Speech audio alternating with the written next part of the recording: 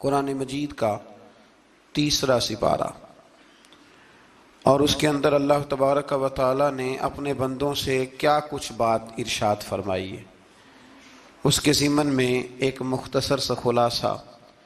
پہلی آیہ کریمہ میں اللہ کریم نے اس بات کا اظہار فرمایا ہے کہ بندے سارے میرے ہی ہیں، لیکن جب میں فضل کرتا ہوں تو کسی کو کسی پر فضیلت عطا کر دیتا ہوں۔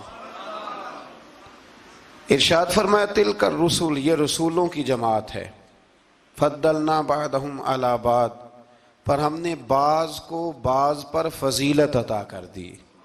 پہلی آیت 3 سپارے کی۔ رسول ہونے میں، نبی ہونے میں سارے برابر ہیں، پر ہم نے بعض کو بعض پر فضیلت دے دی۔ فرمایا منہم من کلم اللہ ورفع بعضهم درجات۔ کیا خوبصورت انداز ہے۔ ارشاد فرمایا جا رہا ہے کہ ان میں سے کچھ ایسے ہیں جن سے اللہ نے کلام فرمایا ہے، اور بعض ایسے ہیں جنہیں اللہ نے درجوں میں اس سے بھی زیادہ بلندی عطا فرما دی۔ کوئی رہ فلک کو تیار گیا تے کوئی جا سدرات ہار گیا، ایک کالیاں زلفاں والا سی جڑا لنگر شاہ تو بھی پار گیا۔ انداز دیکھیے، فرمایا کچھ سے کلام کیا اور کچھ کو پھر میرے رب نے درجوں میں اور بلندی عطا فرما دی۔ اب اللہ جس کو بلندی عطا کرے وہ کتنی بلندی پہ گیا ہے اس کا کوئی اندازہ کر سکتا نہیں۔ تو میرے اللہ نے بھی نہ بات کھلی چھوڑ دی، فرمایا چلو حساب لگاتے رہو۔ اعلیٰ حضرت فرماتے ہیں کمان امکان کے جھوٹے نقطوں، تم اول اور آخر کے پھیر میں ہو، محیط کی چال سے تو پوچھو وہ کدھر سے آئے اور کدھر گئے تھے۔ وہ تو بات بڑی دور نکل گئی، تم ابھی تک اس چکر میں ہو کہ کہاں سے آئے اور کہاں گئے۔ محمد سر وحدت ہے، کوئی رمز ان کی کیا جانے، شریعت میں تو بندے ہیں، حقیقت میں خدا جانے۔ اور نہ حلیمہ بھید کھلا ہے یہ، نہ مقام میں چونو چراں ہے یہ، تو خدا سے پوچھ وہ کون تھے تیری عظمتیں جو بڑھا گئے۔ لباس آدمی پہنا تو جہان آدمی سمجھا، وہ مزمل بن کے آئے تھے تجلی بن کے نکلیں گے۔ تو پہلی آیت میں ہی اللہ تعالیٰ نے اپنے انبیاء کی اور اپنے محبوب کی عظمت کو بیان فرمایا ہے۔ پھر اللہ تبارک و تعالیٰ نے اس سے اگلی آیات کے اندر اپنی راہ میں خرچ کرنے کا حکم دیا، اور پھر آگے بڑھ کے نا اللہ تبارک و تعالیٰ نے اسی پارے میں وہ عظیم آیت ارشاد فرمائی جسے آیت الکرسی کہا جاتا ہے۔ آیت الکرسی میں اللہ تعالیٰ کی عظمتوں کا بیان ہے، شانوں کا بیان ہے، بلندیوں کا بیان ہے، اور اس کے کمال اختیار اور کمالات کا بیان ہے۔ اور یہ وہ خوبصورت آیہ کریمہ ہے آیت الکرسی۔ یہ حدیث آپ نے آج رٹ لینی ہے، یہ رٹ لینی ہے آپ نے حدیث، اور اتنی پکی رٹنی ہے کہ میرا مشورہ ہے کہ بچوں کے کانوں میں بھی بتانی ہے کہ یہ کام بھولنا نہیں۔ نبی پاک علیہ السلام نے فرمایا جو ہر فرض نماز کے بعد آیت الکرسی پڑھے گا نا، وہ مرنے سے پہلے پہلے جنت میں اپنا مقام دیکھ لے گا۔ اب اس سے بڑی فضیلت کیا ہوگی کہ مرنے سے پہلے پہلے۔ امام سیوطی علیہ رحمہ نے اس حدیث کو نقل فرمایا۔ اللہ کریم نے نا آیت الکرسی کے فوراً بعد ارشاد فرمایا لا اکراہ فی الدین، اس دین میں سختی کوئی نہیں۔ تو یا اللہ پھر کیا ہے؟ وہ جو کافر بڑا اعتراض کرتے ہیں نا کہ دین تلوار سے پھیلا ہے، تو دین ان لوگوں نے فوجوں کے ذریعے پھیلایا ہے۔ تو اللہ تبارک و تعالیٰ نے 3 پارے کی آیت نمبر 256 میں وضاحت فرما دی کہ دین میں کوئی جبر نہیں ہے۔ ہاں ہم نے صورتحال واضح کر دی ہے، حق بیان کر دیا ہے۔ اب جو بندہ انکار کرے گا اس حق کا وہ شیطان کے ساتھ ہے، اور جو ایمان لے آئے گا تو پھر اس نے ایک مضبوط چیز کو پکڑ لیا ہے، اور اس مضبوط چیز کو پکڑا ہے جس نے کبھی کھلنا نہیں ہے۔ فرمایا دین میں کوئی جبر نہیں، سختی نہیں۔ لیکن نا دل اللہ کے کنٹرول میں ہے نا سارے، تو اللہ اگر چاہے تو سارے کافروں سے کلمہ پڑھوا دے، لیکن رب فرماتا ہے میں تمہیں حق بتاؤں گا، مان لو گے تو جنت ہے، نہ مانو گے تو جہنم ہے۔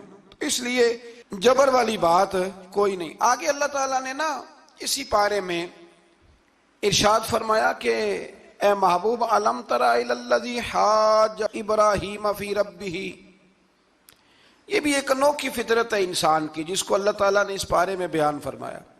محبوب آپ نے اس شخص کی طرف نہیں دیکھا جو حضرت ابراہیم سے جھگڑا کر رہا تھا ان کے رب کے بارے میں؟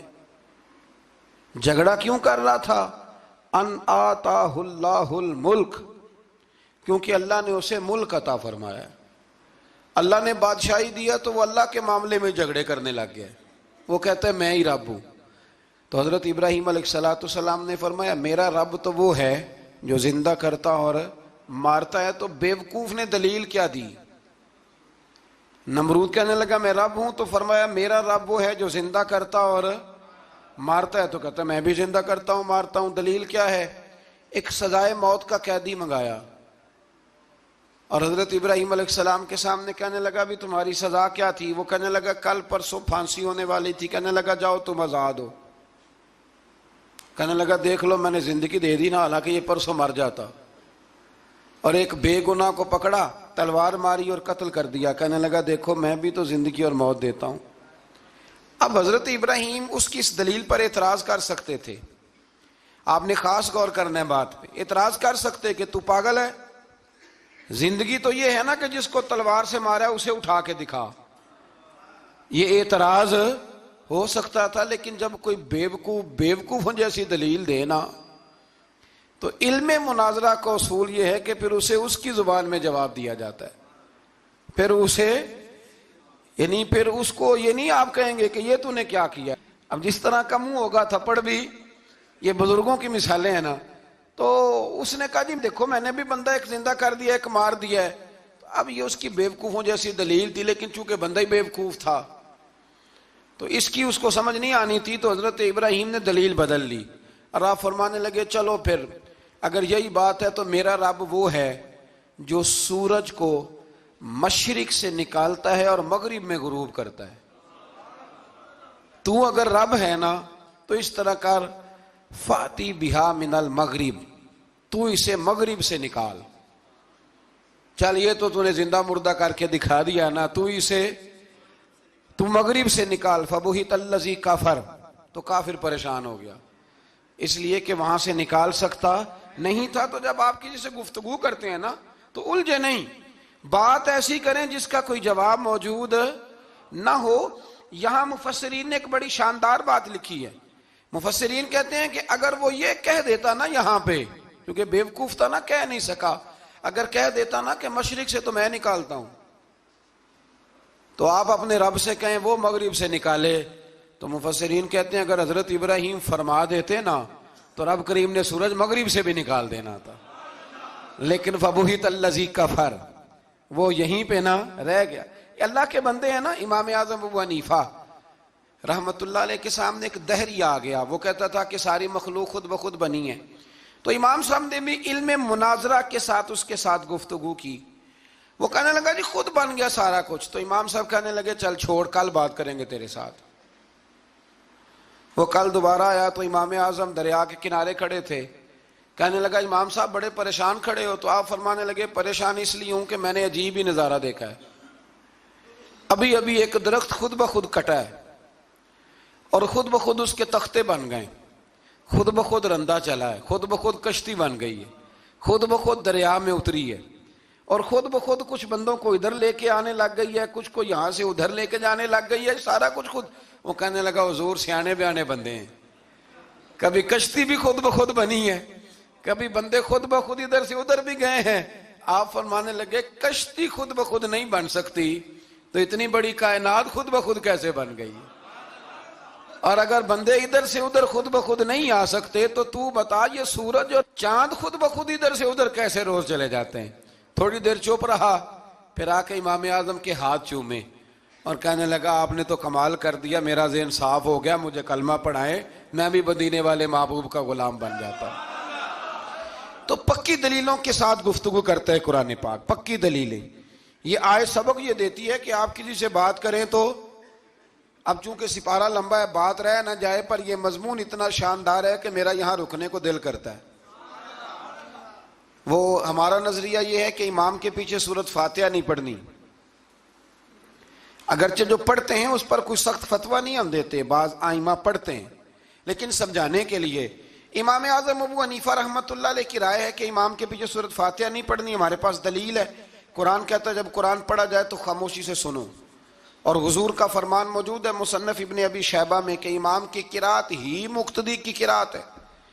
بزرگ کہتے ہیں کہ دلیل اس طرح کی دو کہ سامنے والے کے ذہن تک بات پوری اتر جائے، آپ اسے سمجھا پائیں. امام صاحب نے جب یہ بات ارشاد فرمائی تو کچھ لوگ آپ سے مناظرہ کرنے آ گئے، 15-20 لوگ تھے. ایک ادھر سے بولتا پڑھنی چاہیے صورت امام کے پیچھے، ایک ادھر سے بولتا پڑھنی چاہیے، ایک ادھر سے بولتا. تو امام اعظم ابو حنیفہ فرمانے لگے تم سارے پڑھے لکھے لوگ ہو، یہ گفتگو کا طریقہ ہے؟ اس طرح بات کرتے ہیں کسی کے سامنے؟ میں اکیلا ہوں اور تم 15 لوگ ہو، کوئی ادھر سے بولتا ہے کوئی ادھر سے بولتا ہے، طریقہ کرو کوئی بات کا. وہ چپ کر گئے، کہنے لگے ویسے ٹھیک تو ہے، ہم تو غیر مہذب ہو گئے. تو امام صاحب کہنے لگے ایک بندے کو منتخب کرو، وہ میرے سامنے آئے. انہوں نے ایک بندہ منتخب کر لیا. وہ کہنے لگا جناب یہ ہمارا نمائندہ ہے، یہ اگر جیت گیا تو ہم سارے جیت گئے، یہ اگر ہار گیا تو ہم سارے. تو امام صاحب کہنے لگے کیوں منتخب کیا؟ کہنے لگے جی سارے بولیں گے تو سمجھ نہیں نہ آئے گی کوئی کیا کہہ رہا ہے، کوئی کیا کہہ رہا ہے، کوئی کہاں ہے کوئی کہاں ہے. تو امام صاحب کہنے لگے میرا بھی مسئلہ یہی ہے، ایک الحمدللہ رب العالمین پہ ہے اور دوسرا صراط الذین انعمت علیہم پہ ہے. تو میں بھی کہہ رہا ہوں کہ جو امام آگے لگا لیا نا اس پر اعتبار کرو، اس پر اعتبار کرو. تو دلیل وہ دیں کہ جو دلیل سامنے والے کے ذہن میں اتر جائے. چلیں جی تھوڑا آگے چلتے ہیں.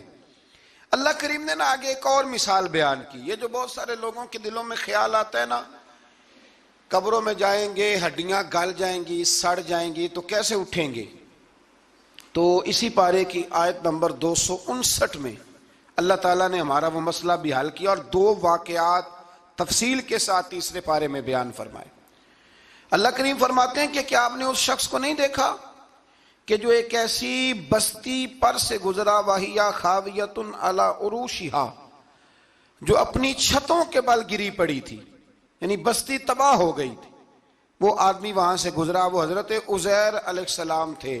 بہت سارے مفسرین کے نزدیک بعض نے یہ لکھا ہے کہ چونکہ یہاں اللہ نے کسی کا ذکر نہیں کیا تو ہم بھی کسی کو مخصوص نہیں کرتے، لیکن کثیر کی تعداد یہ ہے کہ حضرت عزیر تھے. آپ گزرے ایک بستی میں تو آپ نے دیکھا کہ وہ بستی تباہ حال ہو گئی ہے اور زمین پلٹ دی گئی ہے، چھتوں کے اوپر لوگ مرے ہوئے پڑے ہیں. تو آپ کے دل میں خیال آیا کہ یا اللہ تو انہیں کیسے زندہ کرے گا بعد موتہا، مرنے کے بعد. خیال آیا، اللہ کریم نے نا انہی پہ موت طاری کر دی، حضرت عزیر علیہ السلام پہ. ان کے پاس تھوڑا سا کھانا تھا، ایک گدھا تھا، درخت کے نیچے لیٹ گئے گدھے کو باندھ کے. اللہ تعالیٰ نے ان پر نیند طاری کی اور وہ 100 سال تک سوتے ہی رہے. وہ بے آباد بستی آباد ہو گئی، وہاں شہر آباد ہو گیا، دنیا آباد ہو گئی، زمانہ آباد ہو گیا. آپ جب سوئے تو آپ کی عمر مبارک 40 سال تھی. 100 سال کے بعد اٹھے، ثم بعثا، جب اٹھے قال کم لبثت، اللہ نے فرمایا کتنی دیر سوئے؟ قال لبثت یوما او بعد یوم، کہنے لگے یا ایک دن سویا ہوں یا دن کا تھوڑا سا حصہ. تو رب کریم نے فرمایا نہیں، آپ تو 100 سال تک سوئے رہے. فرمایا وہ دیکھو ذرا گدھے کی طرف. وہ گدھا جو تھا نا ان کا وہ گل سڑ گیا، ہڈیاں بکھر گئیں، اور وہ جو کھانا تھا نا پھل تھے، شربت تھا، سالن تھا، اس کا حال یہ ہے کہ لم یتسنہ، وہ باسی بھی نہیں ہوا. یہ ہے میرے رب کی قدرت. جس نے پہلے گل سڑ جانا تھا وہ باسی بھی نہیں ہوا اور وہ گدھا اس کی ہڈیاں بھی بکھر گئیں. تو رب کریم نے فرمایا سمجھ آئی ہے میں مردے کیسے زندہ کروں گا؟ عرض کی یا اللہ ایسی سمجھ آئی ہے جو کبھی بھولے گی بھی نہیں. 100 سال تک سوئے رہے. یہ بڑا لطیف واقعہ ہے. حضرت عزیر علیہ السلام اٹھ کے نا تو اپنے گھر گئے تو کوئی پہچانتا ہی نہیں تھا. ایک بوڑھی اماں جس کی عمر بہت زیادہ ہو گئی تھی اس کو جا کے سلام لی تو آپ فرمانے لگے اس اماں سے یہ عزیر کا گھر ہے؟ تو اماں فرمانے لگی ہاں ہے تو عزیر کا، لیکن وہ تو 100 سال پہلے غائب ہوئے، دوبارہ آئے ہی نہیں. آپ فرمانے لگے اماں میں ہوں عزیر. اماں کہنے لگی کہ عزیر کی تو ہر دعا قبول ہوتی تھی اگر آپ عزیر ہیں نا تو دعا کریں، میری ٹانگیں جواب دے گئی ہیں، آنکھوں سے نظر نہیں آتا، آپ دعا کریں، اگر آپ واقعی عزیر ہیں تو اللہ مجھے شفا دے دے گا۔ تو حضرت عزیر نے دعا کی تو رب نے انہیں شفا دے دی۔ حضرت عزیر کی عمر اس وقت بھی 40 سال تھی، حضرت عزیر کی عمر جب گئے تب بھی، واپس آئے تو، اور حضرت عزیر کا بیٹا ان سے ملا تو اس کی عمر 118 سال تھی، پوتے بھی بوڑھے تھے۔ لوگوں نے حضرت عزیر علیہ السلام سے کہا یہ کیا ہے؟ فرمانے لگے یہ میرے اللہ کی قدرت ہے، یہ میرے رب کی قدرت ہے۔ آج بھی آپ دیکھ لیں کہ کچھ لوگوں کے بال ساری زندگی سفید نہیں ہوتے، اور کچھ 17 سال کے 16 سال کے نوجوان ہیں تو سارا سال ان کا سفید ہو جاتا ہے، علامات وہ آ جاتی ہیں جو بوڑھوں میں ہوتی ہیں۔ تو اللہ تبارک و تعالیٰ نے فرمایا کہ یہ ہماری قدرت ہے، اس طرح کر کے ہم مردوں کو زندہ کریں گے۔ جب مومن قبروں سے اٹھیں گے نا، مومن آنکھ کھلے گی تو کہیں گے سویرا ہو گیا، جیسے ابھی سوئے تھے نا، کہیں گے دن چڑھ گیا، تو اللہ فرمائے گے ہاں دن بھی چڑھ گیا ہے اور رب رسول کے دیدار کا نظارہ بھی تمہیں دیا جائے گا، اٹھو بڑی شاندار صبح ہوئی ہے۔ اور کافر جب اٹھے گا تو کہے گا اوہو اب میرے لیے کیا نئی سزا ہے۔ تو اس سے بالکل آگے متصل حضرت ابراہیم علیہ السلام کا وہ واقعہ اسی پارے میں ذکر کیا گیا ہے۔ جب حضرت ابراہیم علیہ السلام نے کہا تھا کہ اے اللہ مجھے دکھا تو مردے کیسے زندہ کرے گا، تو رب کریم نے فرمایا یقین نہیں، عرض کی یا اللہ اطمینان قلبی کے لیے۔ ایک علم الیقین ہوتا ہے، ایک عین الیقین ہوتا ہے، ایک حق الیقین ہوتا ہے۔ کہا یا اللہ میں اطمینان قلبی کے لیے، تو اللہ نے فرمایا 4 پرندے لے لو۔ حضرت ابراہیم علیہ السلام نے 4 پرندے لیے، کچھ نے لکھا ہے کوا تھا، مور تھا، مرغی تھی، کبوتر تھا، مختلف نام آئے۔ وہ 4 پرندے لیے، پھر ان کو ذبح کیا، پھر ان کا قیمہ بنایا، پھر گوشت ایک دوسرے میں مکس کیا، پھر 4 مختلف پہاڑیوں پہ رکھا۔ اللہ نے فرمایا مکس ہو گئے نا آپس میں، اب تم آواز دو۔ حضرت ابراہیم نے آواز دی اور رب نے زندگی دی، اور وہ پرندے اپنی ٹانگوں پر چلتے ہوئے حضرت ابراہیم کے پاس آ کے کھڑے ہوئے۔ تو فرمایا ابراہیم جس طرح ان کو زندہ کیا نا، اسی طرح پھر قبروں سے میں ہڈیاں بھی زندہ کر کے نکال دوں گا۔ میں ایک فلسفی کو پڑھ رہا تھا، یہ ہمارے جدید دور کے فلسفی بڑے عجیب باتیں کرتے ہیں۔ وہ کہتے ہیں جی ہوا ایسی چلتی ہے کہ انسان قبر میں ہوتا ہے تو ہڈیاں گل سڑ جاتی ہیں تو کوئی بھی نہیں بچتا، اور پھر آپ کہتے ہیں کہ کچھ کو عذاب ہوتا ہے کچھ کو ثواب ہوتا ہے۔ تو قبر کے اندر جب مردے چلے گئے تو آپ یہ بھی کہتے ہیں بعض لوگ کہ ایک قبر سے 70 اٹھیں گے تو ایک کو عذاب ہو رہا ہے ایک کو ثواب ہو رہا ہے، یہ کیا ماجرا ہے؟ ہمارے بزرگوں نے جواب دیا ہے، ہمارے بزرگوں نے یہ جواب دیا ہے کہ یہ ہوائیں، یہ فضائیں، یہ ساری اللہ کی قدرت ہے۔ ہر آدمی کو ٹھنڈ لگ جاتی ہے سردیوں کے موسم میں۔ میں نے کچھ ایسے بندے دیکھے ہیں، بلکہ کوئی مجھے کہے گا تو میں دکھا دوں گا، ساری سردیاں سویٹر نہیں پہنتے، پھر فوت ہو جاتے ہیں۔ اور کئیوں نے 6 پہنے ہوتے ہیں، پھر بھی دانت کے ساتھ دانت بج رہا ہوتا ہے، وہ کہتے ہیں توبہ توبہ بڑی ٹھنڈ ہے۔ یہ بھائی آب و ہوا ایک ہی ہے، لیکن وجود کے اثر قبول کرنے کے معاملات بھی اور ہی ہیں۔ یہی معاملہ قبر میں ہوگا۔ دیکھیں نا حضرت عزیر علیہ السلام کے گدھے نے بھی آب و ہوا لکھی اور کھانے نے بھی، تو گدھا گل سڑ گیا پر کھانا گلا سڑا۔ دوسری بات یہ کہ قبر میں بندے اکٹھے ہیں تو کسی کو عذاب تو کسی کو ثواب۔ تو امام جلال الدین سیوطی رحمۃ اللہ علیہ فرماتے ہیں 2 بھائی اگر ایک پلنگ پہ سوئے ہوں تو ایک خواب میں لاہور ہوتا ہے دوسرا پشاور ہوتا ہے، سوئے کہاں ہوتے ہیں؟ اکٹھے ایک پلنگ پہ۔ وہ ایک کہتا ہے میں رات کو لاہور تھا، اور دوسرا کہتا ہے نہیں تو غلط کہہ رہا ہے میں تو پشاور تھا، تو ہوتے کہاں ہیں؟ تو اگر ایک جگہ پہ آپ موجود ہیں اور اللہ تبارک و تعالیٰ نے آپ کو روحانی طور پر کہیں کا کہیں پہنچا دیا ہے، تو اسی طرح قبروں میں بھی اگر کسی کو عذاب ہوگا تو ہو ہی جائے گا، اللہ معاف کرے، اور اگر کسی پہ رحمت ہوگی تو وہ بھی انشاءاللہ ہو ہی جائے گی۔ تھوڑا سا آگے بڑھتے ہیں۔ پھر اللہ تبارک و تعالیٰ نے نا اپنی راہ میں خرچ کرنے کی بات ارشاد فرمائی۔ فرمایا اگر تم میری راہ میں خرچ کرو گے تو میں تمہیں 700 گنا کر کے واپس کروں گا۔ اللہ کی راہ میں خرچ کریں گے تو کتنا ملے گا؟ یہاں بھی معاملہ یقین کرنے کا ہے۔ قوم کو یقین آ جانا کہ ڈبل ہو جائیں گے تو ساری قوم لٹ جاتی ہے. اگر اتنا یقین ہو جائے نا ڈبل ہو جائیں گے تو لٹ جاتی ہے. تو اگر یہ بھی یقین ہو جائے نا کہ 700 گنا ہو جائیں گے تو پھر بھی میرا خیال یہ ہے کہ قوم لٹنے کو تیار ہو سکتی ہے. لیکن وہاں لٹ کے برباد ہوتے ہیں. رب رسول کے رستے میں لٹیں گے تو آنے والی نسلوں کو بھی اللہ آباد فرما دے گا, اللہ آباد کر دے گا آنے والی نسلوں کو.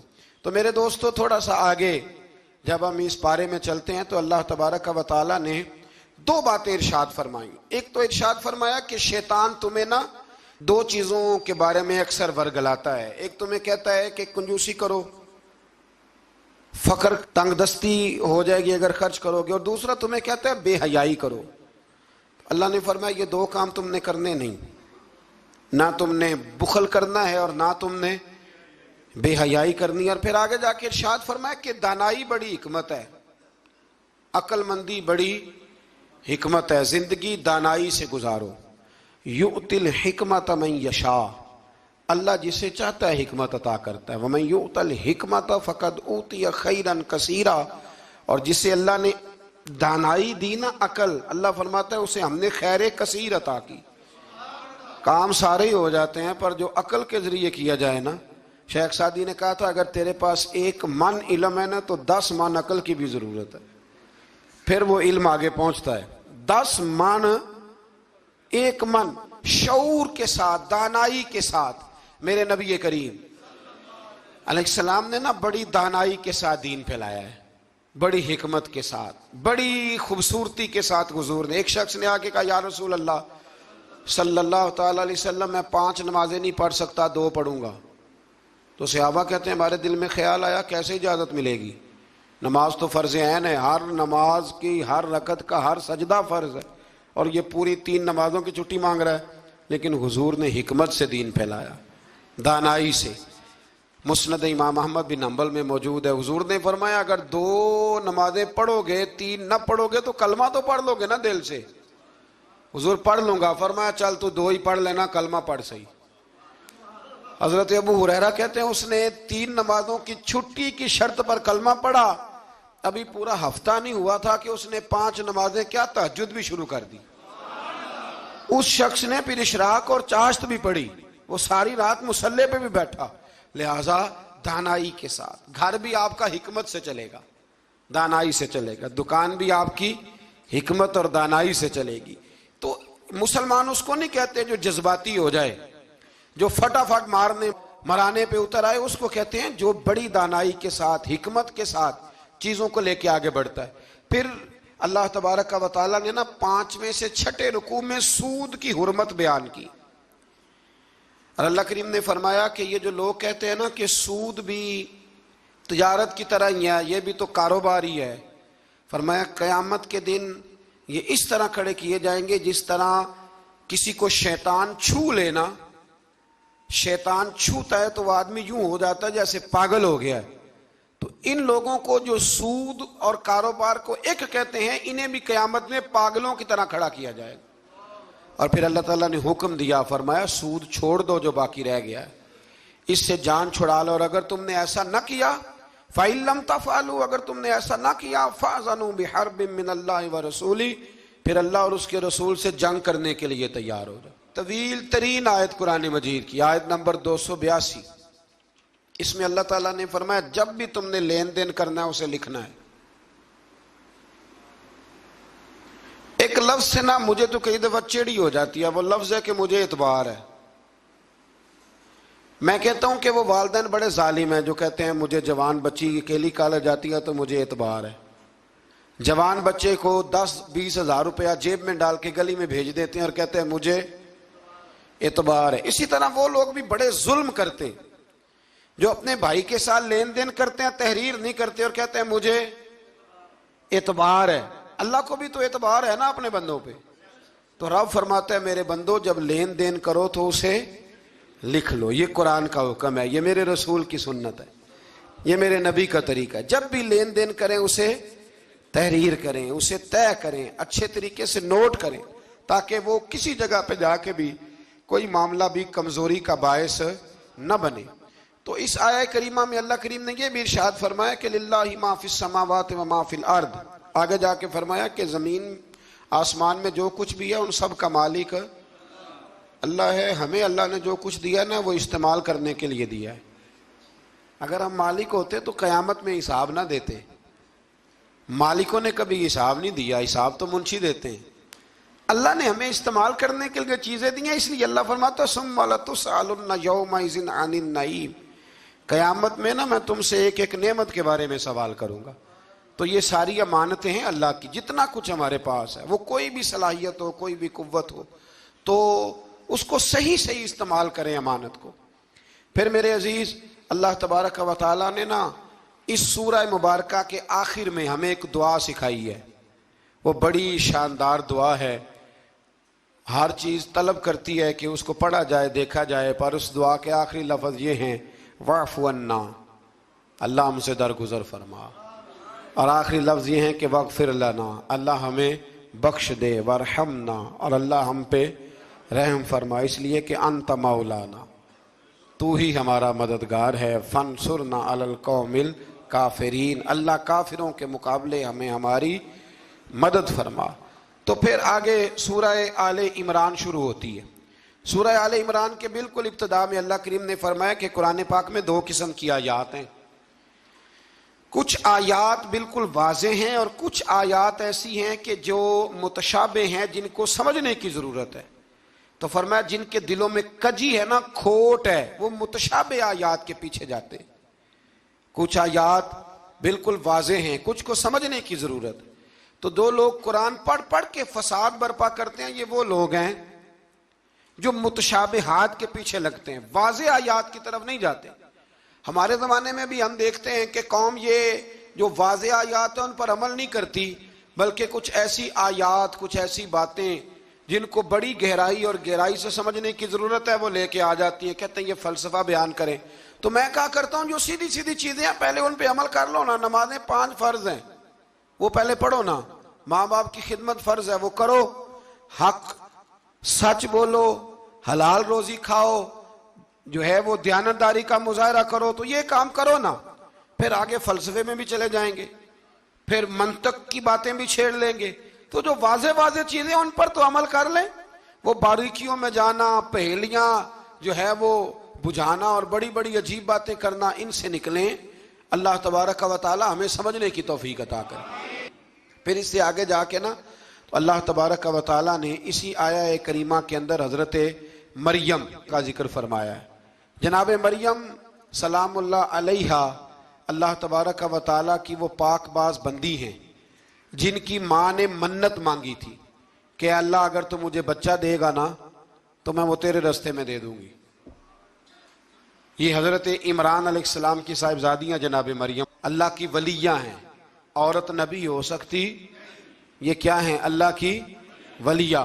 تو حضرت مریم جب وہ بچہ پیدا ہوا ان کی ماں نے منت مانگی تھی. یہ قرآن مجید ہے، یہ 3 پارہ ہے اور اس کی جو آیات ہیں وہ ہیں آیت نمبر 34-35.